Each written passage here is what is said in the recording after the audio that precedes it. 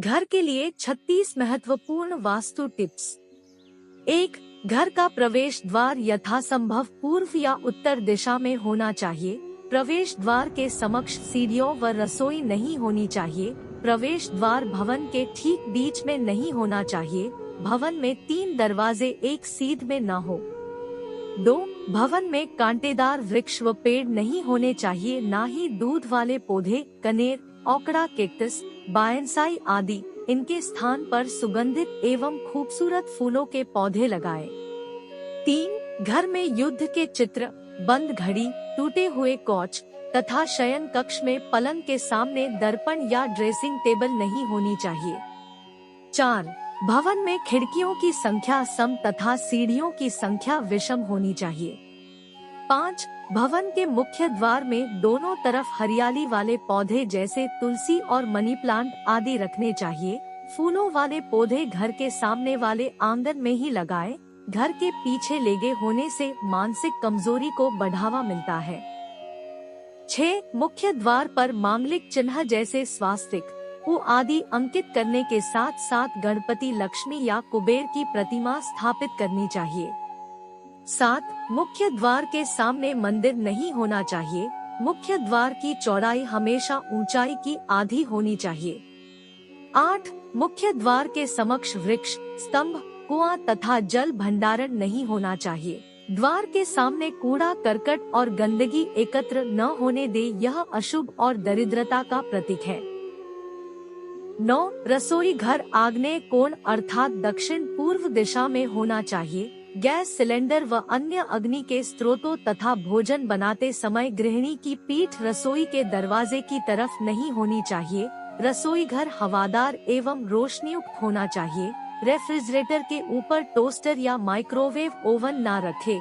रसोई में चाकू स्टैंड पर खड़ा नहीं होना चाहिए। जूठे बर्तन रसोई में न रखें। 10. ड्राइंग रूम के लिए उत्तर दिशा उत्तम होती है। टीवी, टेलीफोन व अन्य इलेक्ट्रॉनिक उपकरण दक्षिण दिशा में रखें। दीवारों पर कम से कम कीले प्रयुक्त करें। भवन में प्रयुक्त फर्नीचर पीपल, बड़ अथवा बेहड़े के वृक्ष की लकड़ी का नहीं होना चाहिए। 11. बेडरूम में डबल बेड पर 2 अलग अलग गद्दों के स्थान पर एक ही गद्दा प्रयोग में लावे। यह तनाव को दूर करता है। 2 गद्दे होने से तनाव होता है व संबंधों में दरार आकर बात तलाक तक पहुंच सकती है। शयन कक्ष में वाश बेसिन नहीं होना चाहिए। अटैच बाथरूम होने पर वाश बेसिन हो सकता है।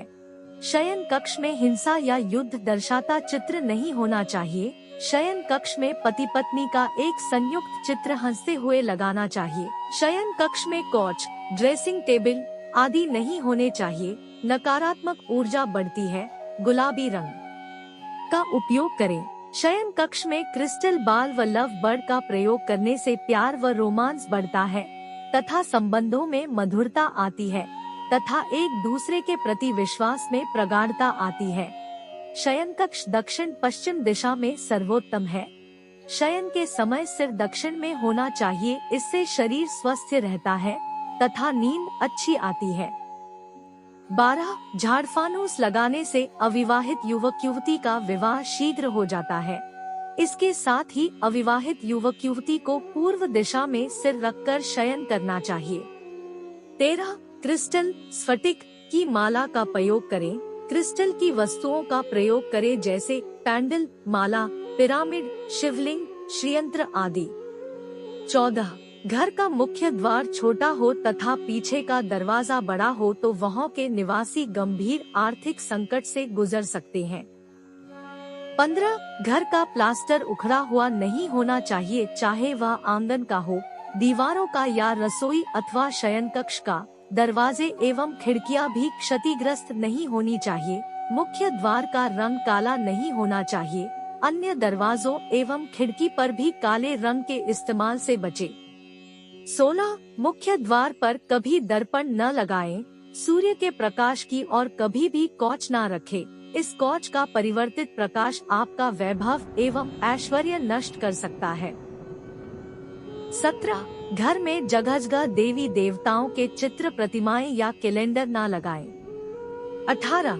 घर में भिखारी, वृद्धों या रोते हुए बच्चों के चित्र व पोस्टर आदि ना लगाएं।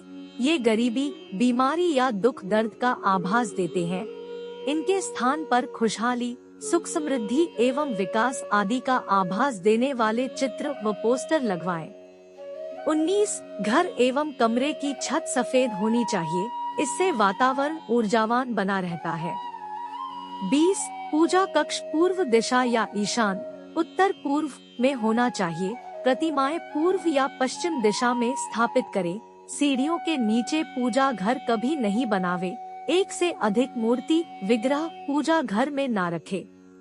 21. धन लाभ हेतु जेवर, cheque book, cash book, ATM card, share आदि सामग्री अलमारी में इस प्रकार रखे कि अलमारी प्रयुक्त करने पर उसका द्वार उत्तर दिशा में खुले। अलमारी का पिछवाड़ा दक्षिण दिशा में होना चाहिए। 22. बारामदा हमेशा पूर्व या उत्तर दिशा में तथा बालकनी उत्तर पूर्व में रखनी चाहिए। 23. भवन में सीढ़ियों पूर्व से पश्चिम या दक्षिण अथवा दक्षिण पश्चिम दिशा में उत्तर रहती है।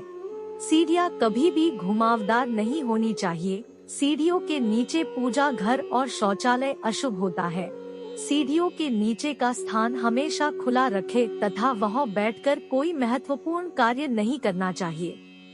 24. पानी का टैंक पश्चिम में उपयुक्त रहता है। भूमिगत टंकी, हैंडपंप या बोरिंग ईशान, उत्तर पूर्व दिशा में होने चाहिए। ओवरहेड टैंक के लिए उत्तर और वायव्य कोण दिशा के बीच का स्थान ठीक रहता है।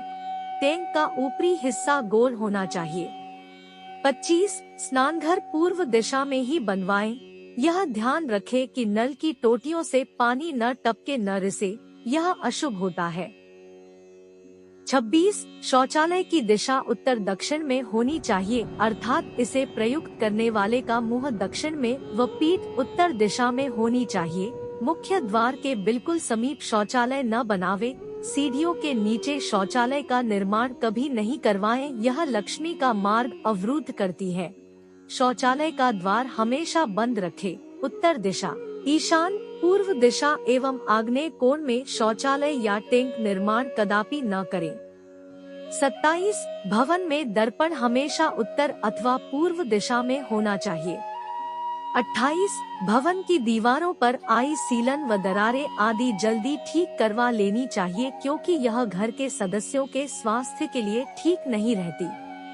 29. घर के सभी उपकरण जैसे टीवी, फ्रिज, घड़ियां, म्यूजिक सिस्टम, कंप्यूटर आदि चलते रहने चाहिए। खराब होने पर इन्हें तुरंत ठीक करवा ले, क्योंकि बंद, खराब उपकरण घर में होना अशुभ होता है। 30. भवन का ब्रह्मा स्थान रिक्त होना चाहिए, अर्थात भवन के मध्य कोई निर्माण कार्य नहीं करें। 31. बीम के नीचे न तो बैठें और न ही शयन करें। शयन कक्ष, रसोई एवं भोजन कक्ष बीम रहित होने चाहिए। 32. वाहनों हेतु पार्किंग स्थल आग्नेय दिशा में उत्तम रहता है, क्योंकि ये सभी उष्मीय ऊर्जा, ईंधन द्वारा चलते हैं। 33. भवन के दरवाजे व खिड़कियां न तो आवाज करे और न ही स्वतः खुले तथा बंद हो। 34. एक ही दिशा में 3 दरवाजे एक साथ नहीं होने चाहिए। 35. भवन के प्रत्येक कोने में प्रकाश व वायु का सुगमता से प्रवेश होना चाहिए। शुद्ध वायु आने व अशुद्ध वायु बाहर निकलने की समुचित व्यवस्था होनी चाहिए। ऐसा होने से छोटे मोटे वास्तु दोष स्वतः समाप्त हो जाते हैं। 36. गृह कलेश निवारण हेतु योग्य आचार्य से पितृदोष शांति एवं कालसर्प योग निवारण करवाएं। यूँ तो सारे नियम ही महत्वपूर्ण हैं, किंतु रसोई घर, पानी का भंडारण, शौचालय व सेप्टिक टैंक बनाते समय विशेष ध्यान रखें। इसके बावजूद भी यदि निर्माण करवाना पड़े तो पिरामिड के प्रयोग द्वारा बिना तोड़फोड़ किए गृह क्लेश निवारण किया जा सकता है। वीडियो पसंद आए तो एक लाइक कीजिए और इस चैनल को सब्सक्राइब जरूर कीजिए।